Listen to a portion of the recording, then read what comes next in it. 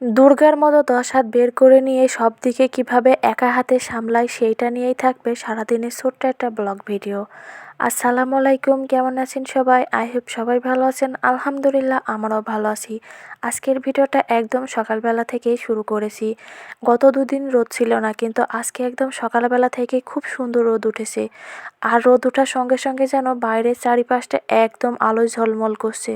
সকালের নাস্তা কমপ্লিট করে নিয়েই দুপুরে রান্নাবান্নার আয়োজন করে দিয়েছি। আজকে দুপুরে রান্না করব ফুলকপি, বেগুন, পালং শাক আর কুমড়ো ডাউলের বড়ি দিয়ে একটা ঝোল করব।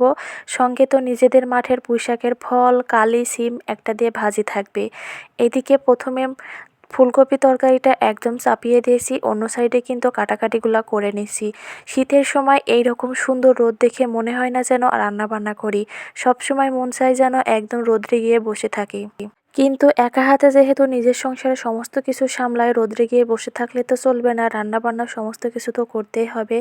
এদিকে এক তরকারি প্রায় কমপ্লিট হয়ে গেছে রান্নাটা, অন্যটা এখন চুলাইতে চাপিয়ে দিয়েছি রান্না করার জন্য। ভাজিটা করার জন্য ভাজিতে এখন দিয়ে দেবো পরিমাণ মতো কাঁচামরিচ, একটু রসুন কুচি আর দিয়ে দেবো পেঁয়াজ কুচি। আর দিয়ে দেব একটু ধনিয়া গুঁড়া, হলুদের গুঁড়া, পরিমাণ মতো লবণ। ভালোভাবে সিদ্ধ করে নিয়েই এবার সবজিটা বাগার দিয়ে দিব। কড়াইতে দিয়ে দিয়েছি পরিমাণ মতো সয়াবিন তেল। এবার দিয়ে দেব পেঁয়াজ কুচি আর দিয়ে দেব রসুন কুচি। এখানে দিয়ে দিব হালকা জিরে ফোড়ন। এবার দিয়ে দিব কুমড়ো ডাউলের বড়ি, 2 থেকে 3টা একটু গুঁড়া করে নিয়েছি। আমি সব সময় যে কোনো ভাজি তরকারিতে, বিশেষ করে শীতকালীন এই সবজিগুলো যখন ভাজি করি, তখন কিন্তু বাগার দেওয়ার সময় এরকম কুমড়ো ডাউলের বড়ি দিয়ে বাগার দিলে সেই সবজিটা খেতে সবচেয়ে বেশি মজা হয়। শেষ পর্যায়ে এখন একটু লবণটা টেস্ট করে নিয়েই রান্নাটা একদম কমপ্লিট করে ফেলবো। রান্না শেষ হতে না হতেই পড়ে গেছি ঝামেলার মধ্যে। সকাল থেকে আজকে বিদ্যুৎ থাকবে না এটা জানা ছিল না। প্রথমে তো রাইস কুকারে ভাত বসিয়েছিলাম, পরবর্তীতে রান্না শেষ করার পরে আবার হাঁড়িতে নিয়ে এসে ভাতটা বসিয়ে দিয়েছি। আমার কিন্তু ভাতটা একদম কমপ্লিট হয়ে গেছে। এদিকে চুলায় ভাত রান্না চলছে, অন্যদিকে ছেলেটাকে গোসল করিয়েছি। বাড়ির সমস্ত কাজকর্ম কিন্তু একে একে সব কিছু গুছিয়ে নিয়েছি। অনেকদিন পরে মাটির চুলায় ভাত রান্না করছি, একটু ভয় কাজ করছিল, জানি না কেমন হবে। পরবর্তীতে মাশাল্লাহ ভাতটা অনেক ঝুরঝুরে এবং নরমও হয়েছে। দুপুরে রান্নাবান্না খাওয়া দাওয়া শেষ করে নিয়েই লেগে পড়েছি আবার সংসারে কাজকর্ম করতে। কিছুদিন পর থেকে যেহেতু আবার নতুন করে ধান লাগানো হবে, সেজন্য বাড়িতে ধান কিনে নিয়ে এসে সেই ধান থেকে চারা রোপণ করার জন্য এদিকে প্রস্তুতি করা হচ্ছে।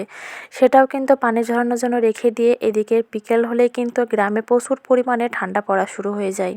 চেষ্টা করি ঠান্ডা পড়ার আগ মুহূর্তে পশু পাখি, হাঁস মুরগি সবাইকে যার যার স্থানে ঠিকমতো রেখে দেওয়া।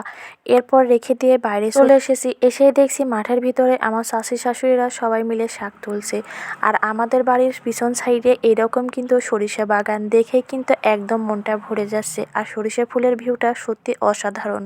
বাড়ির পিছনে যদি এরকম সুন্দর সরিষা ক্ষেত থেকে কারে যেতে ইচ্ছা করে না? চেষ্টা করবো একদিন যেয়ে সেখানকার ভিডিও আপনাদের সাথে শেয়ার করার।